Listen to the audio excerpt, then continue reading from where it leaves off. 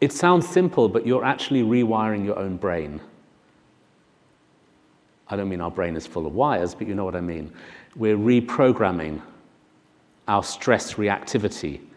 Because what happens in our brain is that we have this automatic association between a stressful situation and tension. We don't plan it. We don't think, hey, I'm stressed, let me get tense. It just happens. It's like two wires are joined together. When I'm stuck somewhere, I need to be tense. It's not intellectualized, it just happens. Here in this exercise, you're putting two different wires together. Stressful situation, relaxed response. Put those two together, create a new connection mentally. Let that become a habit.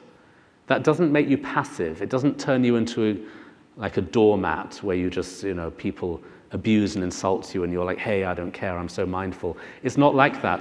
It just means you don't get so upset, you don't get wound up, you can stay calm, and you're learning to relax against the odds, against the grain. Do you know what I mean?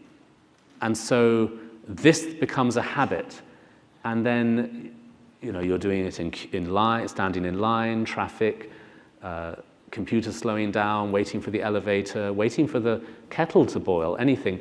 But because you're creating that habit, it means when you're in the bigger stress of life, you'll have already created the habit of not going into a stress reaction, but staying calm, keeping your head cool, and then you can make the right choices. So you're training in that way. Also, what you're doing in this very simple exercise of being relaxed when you're standing in line or stuck in traffic or waiting for anything, what you're doing is you're learning what I would call unconditional joy. Unconditional joy or happiness.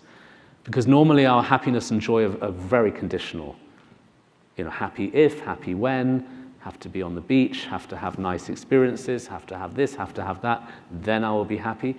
Well, actually, this is a different thing, because next time you're stuck in traffic, you might get a little bit interested or even excited and think, great, I can do that thing now.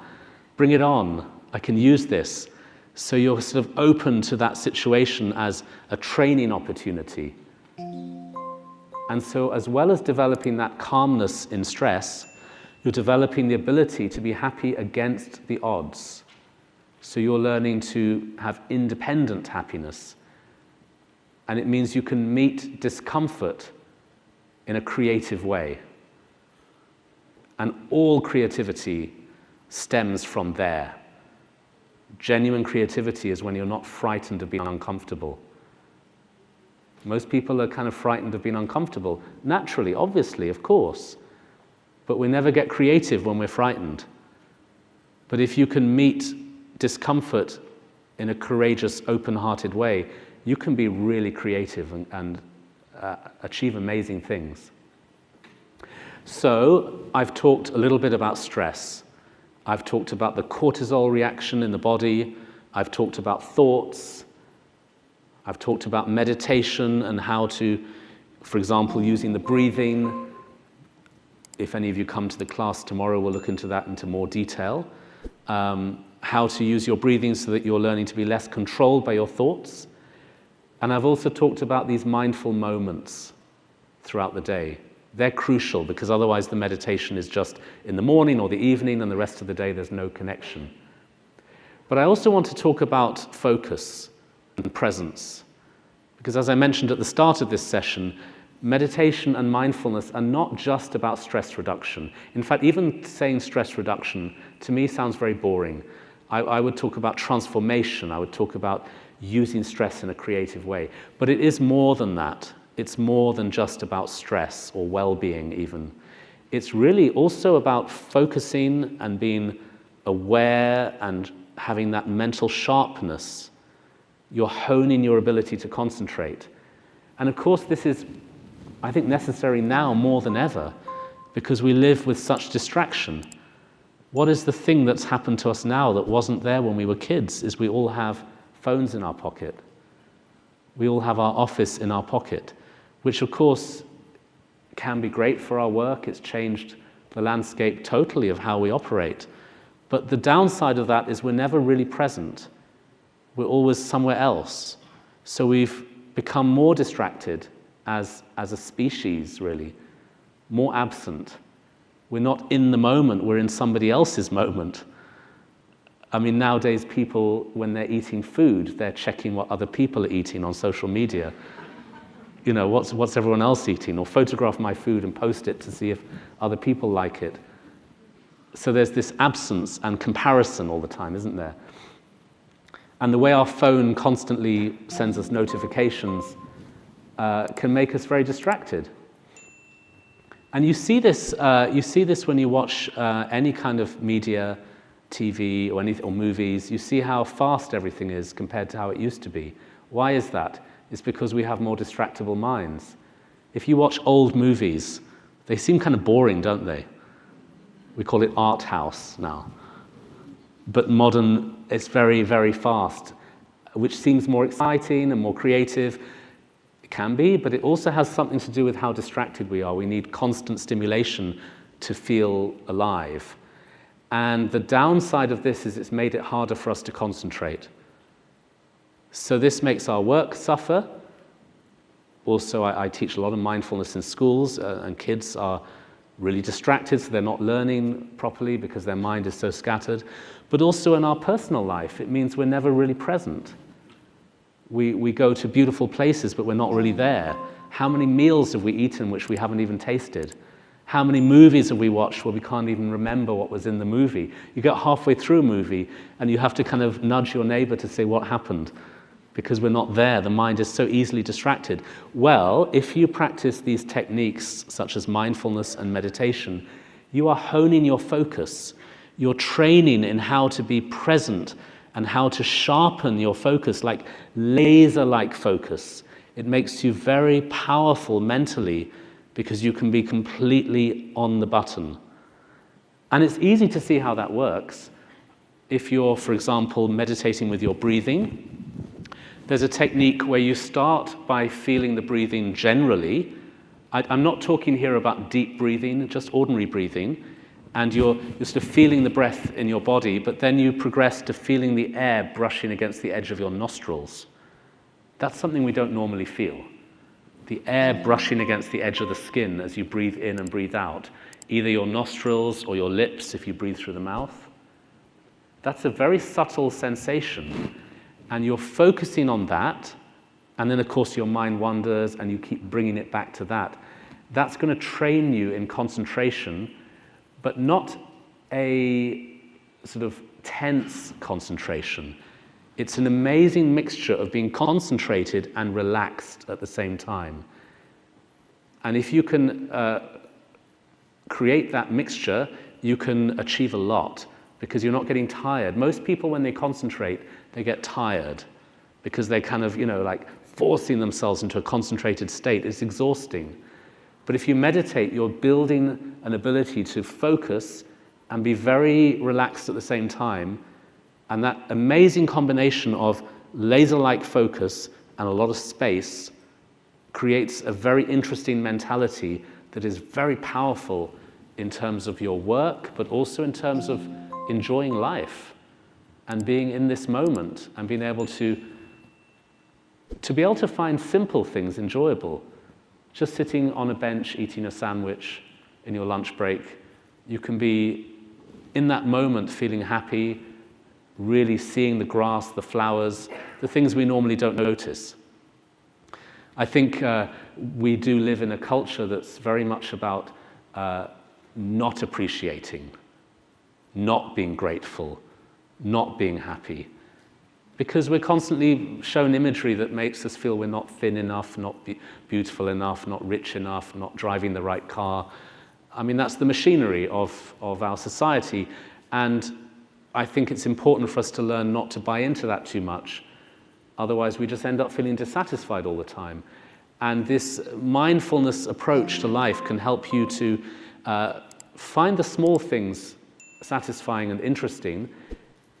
And then people say, well, will that take away my ambition? Because I want to be successful, I want to be rich or whatever. Maybe they say that, and it doesn't. It doesn't take away your ambition at all. It simply means that you aren't stressing all the time about not having enough. Or, the more we think we don't look the right way or feel or have enough, the more we're creating a sense of lack or deprivation in our mind, even if we have everything. So I think mindfulness changes the balance and helps you to enjoy the moment more. So we're talking about stress reduction. We're talking about mental focus. We're talking about being present. I think there's another element as well, which is to feel connected. More than ever in human history, we're so connected and yet so lonely. You know? This connectivity through, of course, the internet, and yet at the same time isolation. Do you know what I mean? It feels like that sometimes, that we can connect anywhere, anyhow, but there's a sense of not really connecting, or sometimes the connection feels like it's superficial, or we're not sure even why we're connecting. Whereas if we can practice mindfulness with a sense of compassion. Compassion to me is about connectivity, interdependence. This whole world is interdependent. I depend on you, you depend on me, we depend on the flowers and plants for the air we breathe. We all depend on everything else. Everything depends on everything. Everything is linked. Everything is connected. And if we can honor that connection in a positive way and develop a real intention or wish to be of benefit to others, that can bring enormous mental wealth to your experience. Sure, some people are doing amazing things. They are doing charitable enterprises and helping many people. Maybe we're not, but it doesn't have to be always something so obvious. It can simply be about feeling that we are part of everybody else and we want to contribute to some kind of peace in the world around us. So our way of behaving can be harmonious, ethical, compassionate, kind. Sometimes people think to do well in the world you have to kind of walk all over each other. I think that's an old paradigm. It's the old paradigm. The new paradigm is that actually compassion, empathy, understanding, positive relationships means everyone does better. So what I'm talking about here is how to connect mindfulness and meditation to a journey of compassion. Compassion's a funny word because people think it means you just feel sorry for people or you feel upset when others are suffering. It's more than that. It's about actually feeling that we can contribute positively to the world around us, and also we can stop judging each other so harshly. We tend to judge each other really harshly. We're constantly criticizing others and constantly feeling negative towards others and feeling like they should be different, or how dare they, or who do they think they are. Actually, compassion is about understanding what makes people tick and why they behave the way they behave, and having a little bit less judgment, which doesn't mean you become a victim or you lose your ability to make changes. It just means you understand others better and you're less spiteful or less negative, and also you want to help others, and that kind of spreads like ripples, doesn't it? If you're positive towards those around you, that gives them the strength to be positive to those they meet. So you've kind of sent out ripples. Inner peace inside the mind leads to a sense of peace around us. And so when I meditate, I always start my session by sitting and making the intention, I'm doing this for myself but also for others. May this benefit others. Just making that wish at the start of my meditation session means that the practice goes in that direction, because motivation is everything, intention is everything. And then at the end of a meditation session, I repeat that intention. I spend a moment thinking, right, I've done this for me, but also for others. So that moves the meditation journey along a path of building and training in compassion.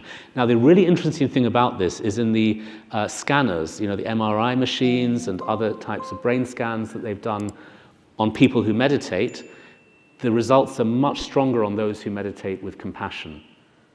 The cortisol is lower, the areas of the brain connected to intention, the prefrontal motor cortex, all the areas of the brain connected to activity, to benefit others, are lit up, more strong. So the compassion side of meditation actually leads to more happiness and greater results. I think also it has something to do with how we deal with our own thoughts. Some people find that they're really quite unkind to themselves. They're quite harsh towards themselves, judgmental. And of course, that's going to affect the way we relate to others. If we're constantly punishing ourselves for our thoughts and our emotions and feeling really kind of aggressive towards our own mind, that's going to definitely affect our relationships professionally and personally. So one of the most amazing things about meditation is you learn to make friends with your own mind. You learn to make friends with your own mind. How? Is because when you're meditating and then the mind wanders and then you capture the attention, you don't have to feel like you've failed. You don't have to feel tense or upset. You just accept that your mind wandered and you gently bring the attention back to the breathing. They did an experiment in Germany in one of these labs where they test the brains of meditators, and they got one group to meditate with the instruction, when your mind wanders, just bring it back to the breath. They got the second group to meditate, and they were told, when your mind wanders, just accept that and gently come back to the breath. The cortisol levels in group 2 were way lower. The compassion they were developing towards their own mind had an amazing effect on their body chemistry. So when you learn to be less at war with your own thoughts, then you can have a much more productive, creative, happy experience of your life and those around you. Inner peace leads to outer peace. And what inner peace means is to stop attacking our own mind, to stop feeling attacked by our own mind, but to have some kind of resolving of that inside in terms of how you deal with the thoughts. So I think that's a crucial aspect of meditation, is you are at peace with your mind. So this is, if you remember one thing from this talk, please remember that, which is that when your mind wanders and when you're meditating, you have not failed. Actually, it's given you a chance to come back to the breath. And so you actually feel okay about the wandering mind. It's not your enemy, it's your friend. And this is an amazing transformation in your meditation practice, because you're no longer fighting inside.